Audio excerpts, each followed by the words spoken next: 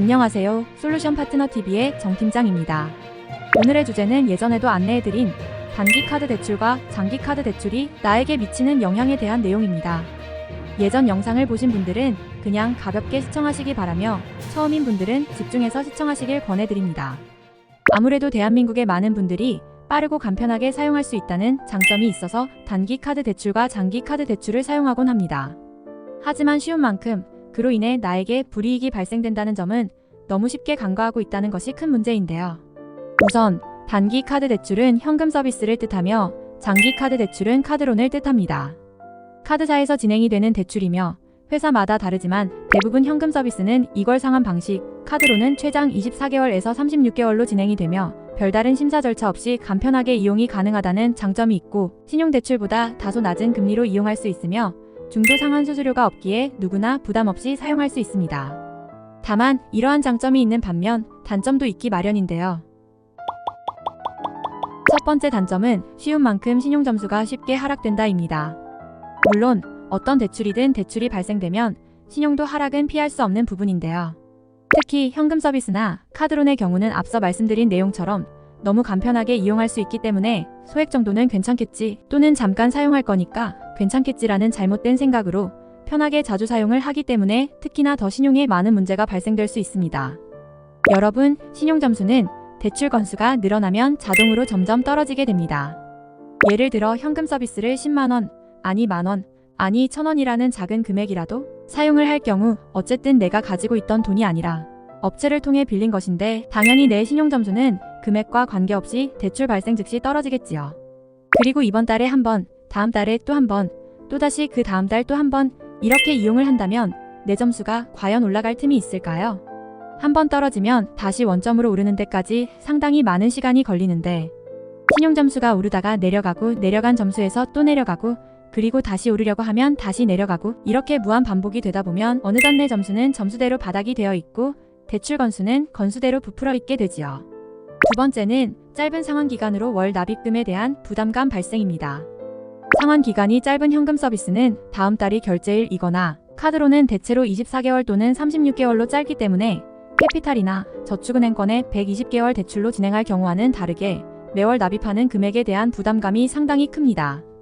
예를 들어 같은 금리로 1000만원을 상환해야 하더라도 카드로는 매월 납입해야 할 금액이 33만 7천원 정도인데 이금융권 신용대출의 경우는 매월 14만 9천원 정도 수준이라는 것이죠.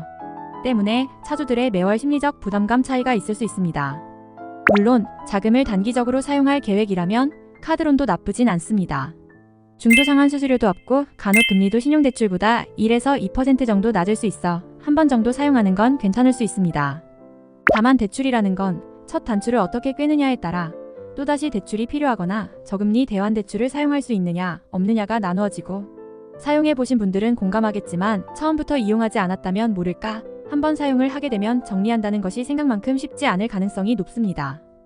이유는 우리가 살다 보면 갑작스러운 지출이 발생되어 처음 계획과는 다르게 고정 지출이 오버가 되는 상황도 생길 수 있고 그로 인해 또 다른 대출이 필요한 조건이 될 수도 있으며 최악의 상황은 월 지출 금액이 감당이 되질 않아서 자칫 잘못하면 연체가 될 수 있다는 생각과 추가 자금이 필요하다는 급한 마음으로 심사가 쉽고 간편해서 계속해서 돌려막기 대출을 진행하게 될 수도 있다는 것입니다.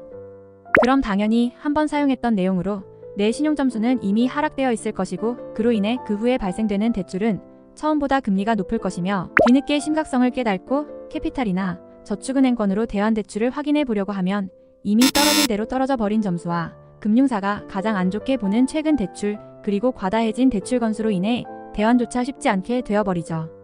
여러분, 이처럼 대출이란 언제 어떻게 될지 모르는 상황을 대비해 진행 시 여러 가지 부분을 고려해서 가장 유리할 수 있는 부분으로 진행을 하셔야 합니다. 무턱대고 이용하기 편하다고 해서 계획 없이 사용해 버릴 경우 다시 되돌리기란 상당히 어려울 수 있게 됩니다. 또한 대출을 받는 순서도 중요하지만 진입해야 할 상품도 중요하며 특히 상환 기간은 앞으로 언제 어떻게 될지 모르는 상황을 대비해 최대한 지출에 대한 부담감이 없게 정해야 하고 대출 금액 역시 앞으로 추가로 건수를 늘리지 않게 더 필요할 수 있는 부분이 있을지 잘 생각해 본 뒤 너무 타이트하지 않게 신청하시는 게 좋습니다. 그렇기 때문에 대출은 늘 말씀드리는 이야기이지만 개인적으로 확인하는 것보다 여신금융협회에 정식으로 등록된 대출상담사와의 안전하고 신속한 무료 상담을 통해 자신에게 유리한 부분으로 컨설팅 받고 함께 진행하는 것을 추천드립니다. 끝으로 오늘도 대출의 진행 방식을 안내해드립니다. 상담 예약을 하고 전화로 상담 후 비대면 방식으로 전국 어디서든 모바일 진행이 가능합니다. 때문에 진행 절차 또한 간편합니다. 1:1 맞춤 상담을 통해 개인의 조건에 맞는 금융사를 선별받고 신용에 영향이 없는 한도 금리 비교를 한 다음 서류 안내 후 심사를 받는 방식입니다. 여기서 가장 중요한 건 앞서 말씀드린 것처럼 상담사와 함께 상담 후 진행을 한다면 무분별한 앱이나 인터넷을 통해 조건에 맞지도 않는 금융사로 조회를 하며 의미 없는 조회 건수만 올리는 방식이 아닌 개인의 현재 상황에 맞는 선별된 금융사 위주로 진행부터 마무리가 될 때까지 함께하며 도움을 드리기 때문에 더욱 이해하기 쉽고 안전합니다. 여러분, 꼭 알고 진행하세요. 정상적인 금융사의 상품을 통해 진행을 한다면 진행 시 지불해야 할 개별적인 비용이나 수수료 발생은 일체 없습니다. 또한 금융사들은 대출을 권유하기 위한 목적으로 고객들에게 전화나 문자를 먼저 하지 않습니다. 이 점 꼭 기억하시고 안전한 금융 거래를 하시길 바랍니다. 지금까지 함께 단기 카드 대출과 장기 카드 대출이 나에게 미치는 영향에 대해 살펴보았는데요. 무엇이든 혼자 고민만 한다고 문제는 해결되지 않습니다. 언제든 도움이 필요하실 땐 전문가와 무료 상담을 추천드립니다. 오늘도 시청해주셔서 감사합니다.